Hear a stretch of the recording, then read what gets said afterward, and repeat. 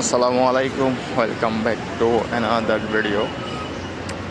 এটা হইতেছে মুন্সিরাবাদের এখানে আমাদের মোস্তফা হাকিম একটা মাজার করছে, ওই যে দেখা যাচ্ছে।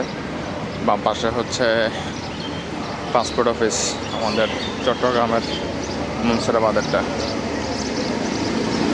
তো হ্যাঁ, যেগুলার কি যে আওয়াজ, কামকাজও মনে হয় ঠিক মতো করে না।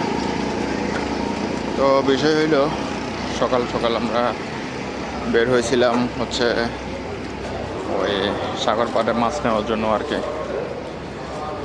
তো সাথে একজন বড় ভাই ছিল, ওনাকে মুন্সিরাবাদে নামাই দিয়ে আবার ব্যাক করতেছে। আমাদের এই যে মুন্সিরাবাদ থেকে দেওয়ানহাটের এই রাস্তাটার কয়েকটা পয়েন্টে মানে বেশি বাজে একটা অবস্থা।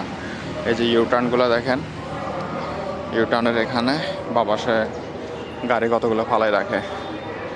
মানে যে সময়টাতে ইউটার্নটা নিব তখন হচ্ছে আর মানে একই হাতেই টার্ন নেওয়া যায় না।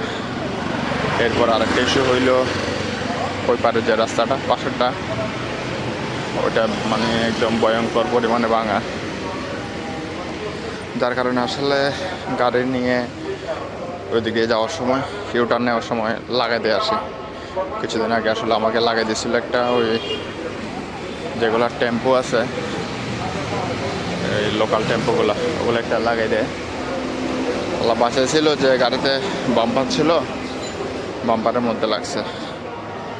তো এটা হইলো আমাদের ওই গলিটা আর কি। এটার অনেকগুলো নাম।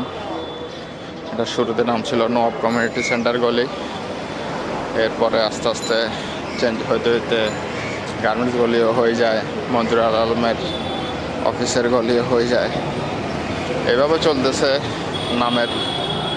আসলে যে জিনিসগুলা ওই রানিং থাকে না, অথবা মানুষের ইয়া থেকে চলে যায়, ওগুলো আস্তে আস্তে বিলুপ্তির পথে চলে যায় আর কি।